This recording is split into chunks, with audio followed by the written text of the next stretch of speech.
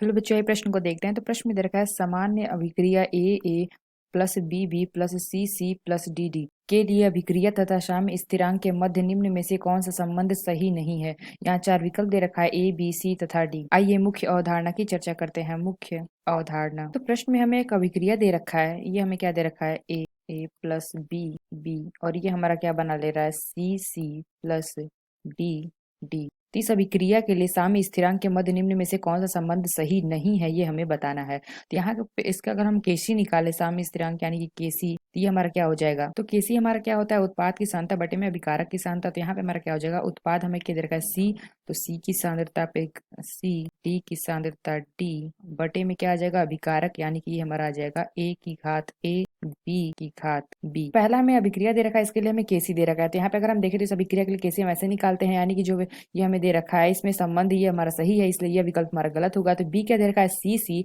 Plus D यानी कि अगर हम देखें तो बी हमें दे रखा है, अभिक्रिया दे रखी है सी प्लस डी और ये हमारा क्या बना ले रहा है, ए प्लस बी और ये हमें संबंध दे रखा है क्या, केसी डैश, ये हमें दे रखा है केसी डैश बराबर 1 बटे में केसी। यहाँ पे अगर हम देखें दोनों अभिक्रिया को, तो ये हमारा विपरीत कर दिया है। अभी जो अभिक्रिया उसको क्या कर दिया, अपोजिट कर दिया है।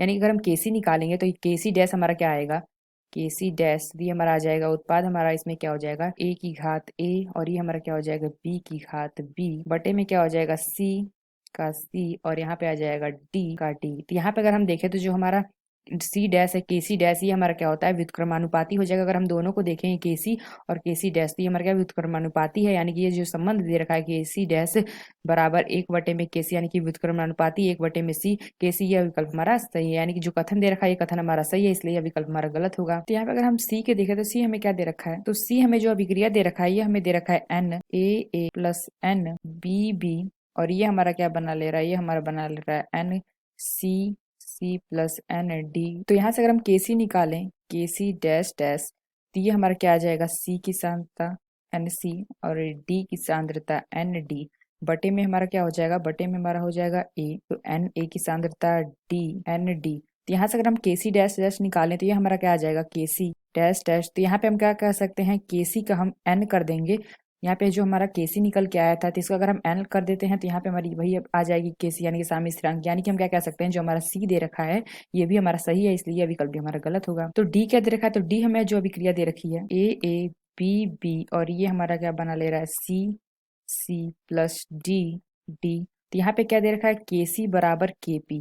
तो यहाँ पे अगर हम देखें तो केसी और केपी में हमारा क्या संबंध होता है, तो यह हमारा होता है केसी बराबर होता है केपी आर टी की घात डेल्टा एन जी। तो यहाँ पे अगर हम देखें तो यहाँ से हमें क्या निकल सकता है, तो यहाँ से हम इसकी वैल्यू निकालते हैं ऐसे सी प्लस डी और ये हो जाएगा ए माइनस बी। तो यहाँ से हम इसकी वैल्यू निकालेंगे, लेकिन हमें क्या दे रखा है, अभिक्रिया में कोई वैल्यू नहीं दे रखी है, इसलिए हम क्या निकाल सकते हैं, ये पता नहीं कर सकते हैं कि केसी बराबर केपी हमारा होगा कि नहीं। इसलिए जो हमारा संबंध दे रखा है ये संबंध हमारा गलत है, इसलिए यह विकल्प हमारा सही होगा, यानी कि ऑप्शन डी हमारा सही होगा। तो आशा करते हैं आपको समझ में आया होगा। धन्यवाद।